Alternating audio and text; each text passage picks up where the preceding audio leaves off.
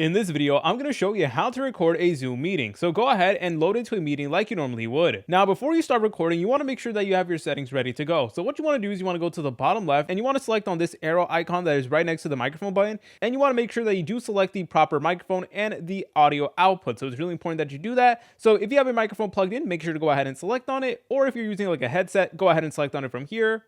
And now what you want to do in order to begin recording is go to the bottom menu and then press on this option that says record. Recording in So progress. then it is going to go ahead and begin recording your meeting right up here. It's going to record all the participants' voices and stuff like that. And you basically just want to do the meeting like you normally would. Now, once your meeting is done, please go ahead and select on the stop button. And there's also a pause button as well in case you want to pause the recording at any point in time. So in order to stop it, just go ahead and press on pause. And then you'll see this option is going to say the recorded file will be converted to MP3 when the meeting ends. So now in order to actually get your file, what you want to do is you want to end the meeting. So press on this end button, then select on end meeting for all or leave meeting. It will get the job done regardless. And now what Zoom is going to do, it is going to convert the meeting recording.